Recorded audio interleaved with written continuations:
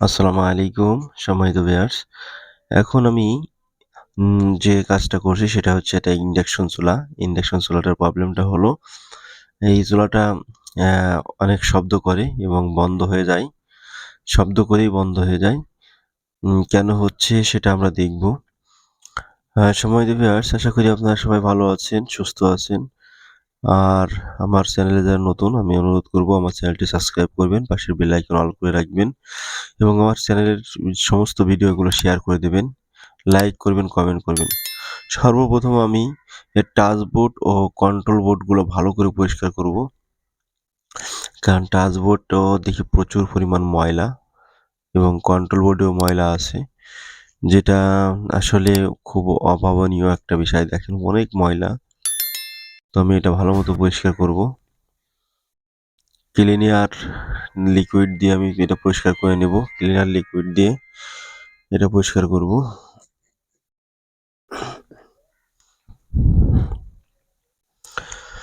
সম্মানিত ভিউয়ার্স, যারা এখনো আমার চ্যানেলটি সাবস্ক্রাইব করেননি আমি অনুরোধ করছি আবারও চ্যানেলটি সাবস্ক্রাইব করে রাখেন, পাশের বেল আইকন অল করে রাখেন।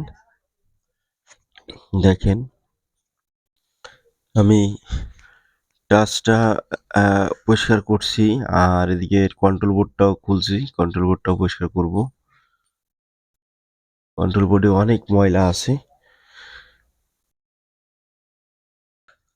কন্ট্রোল বোর্ডটা খুলে ফেলেছি। এখন মূলত সমস্যা এই ফ্যানে, এই ফ্যানটা নষ্ট হয়ে গেছে। আমি এখানে একটা নতুন ফ্যান লাগাবো, তার আগে আমি টাচটা ভালো মতো পরিষ্কার করে ফেলাবো। টাচবোর্ডটা সুন্দর মতো পরিষ্কার করব। টাচবোর্ডটা অনেক নষ্ট, অনেক মানে বহুত প্রকার ময়লা ঢুকেছে টাচবোর্ডে। কন্ট্রোল বোর্ডে অনেক ময়লা ঢুকছে, এটা পরিষ্কার করে নিলাম ক্লিনার লিকুইড দিয়ে। দেখেন আমি এখন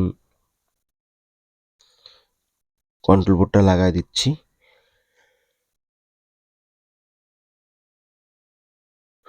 দেখেন এখানে আমি এই টাচটা একটু রিসোল্ডারিং করে নিচ্ছি, কারণ এটা মনে হচ্ছে মরিচা পুড়ে গেছে। আমি যেগুলো মরিচা পুড়ে গেছে সে মনে হচ্ছে, যেগুলো একটু সমস্যা মনে হচ্ছে আমি সেগুলো রিসোল্ডারিং করে নিচ্ছি।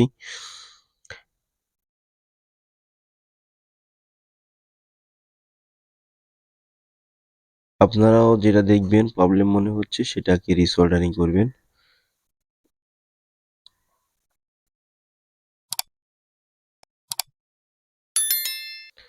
সম্মানিত ভিউয়ার্স, আশা করি আপনারা আমার চ্যানেলটি সাবস্ক্রাইব করেছেন এবং পাশের বেল আইকন অল করে রাখছেন।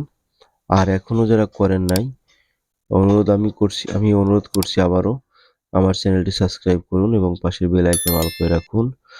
সেই সঙ্গে আমার দেয়া প্রতিটা ভিডিওকে শেয়ার করার জন্য বিশেষভাবে অনুরোধ করছি।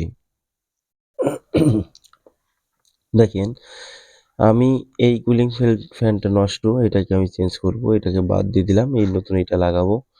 আর এই কুলিং ফ্যানের ভোল্টেজ 18 ভোল্টেজ, ডিসি 18, আর আমি ডিসি 18ই লাগাচ্ছি, নতুন একটা ডিসি 18। এটা ডিসি 18 ভোল্টেজ সাপ্লাই দেবে, আর ডিসি 18 ভোল্টেজ পেলেই আমি এই ফ্যানটা ঘুরতে থাকবে। দেখেন আমি কুলিং ফ্যানটা লাগিয়ে দিয়েছি। কুলিং ফ্যানটার কাজ হচ্ছে মূলত এখানে যে ব্রিজ আইসি আছে আর এসে আইজিবিটি আইসি আছে, এই দুইটা আইসিকে ঠান্ডা রাখা। আর এই দুইটা আইসি যখন ঠান্ডা না থাকবে তখন এই কুকারটা বন্ধ হয়ে যাবে, কারণ এটার একটা টেম্পার আছে, ওই অটোমেটিক্যালি টেম্পার বেশি হয়ে গেলেও সেন্সার থেকে বন্ধ হয়ে যাবে। দেখেন লাইন চলে আসছে, আলহামদুলিল্লাহ যে লাইন চলে আসছে। এরর কোড অন আসছে, এরর কোড অন আসার কারণ হচ্ছে আমি উপরে ম্যাগনেটের উপরে কিছুই দেইনি, অর্থাৎ সেন্সারে কিছুই কানেক্ট নেই, এই জন্য এরর কোড অন আসছে। এটা আমি সম্পূর্ণভাবে দেখাবো, যে কাজ করে দেখাবো, পানি গরম করব, তারপরে দেখবো যে আসলে এর সমস্যার সমাধান হলো কিনা। দেখেন আমি এখন এটা ক্লিন করব। আর উপরে যে বোর্ডটা আছে, উপরে যে প্লেটটা আছে, প্লেটটা পরে প্রচুর পরিমাণ ময়লা দেখা যাচ্ছে। ময়লাটাও পরিষ্কার করব। দেখেন কি পরিমাণে ময়লা, দেখেন এটা পরিষ্কার করব। দেখেন আমি এখানেও একটা INS40 লিকুইড দিয়ে আমি এখন করছি, এখানে পরিষ্কার করব।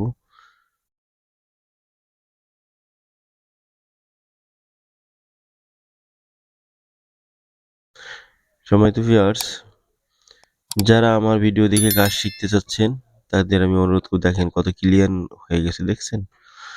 পরিষ্কার একদম পরিষ্কার হয়ে গেছে, সুন্দর হয়ে গেছে, দেখতে সুন্দর হয়েছে।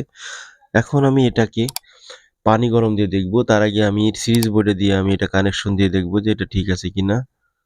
দেখেন লাইট জ্বলে উঠবে, ওই যে লাইট জ্বলছে, তার মানে ওকে। এখন আমি এটা পানি গরম করে হিট দিব, দেখা যাক। 1600 দিলাম টেম্পার, এই যে 1800, 1600, ওই যে 1400। দেখেন কত সুন্দরভাবে পানি গরম হয়ে গেছে। আলহামদুলিল্লাহ যে আমরা এই কাজটা সম্পূর্ণভাবে করতে পেরেছি।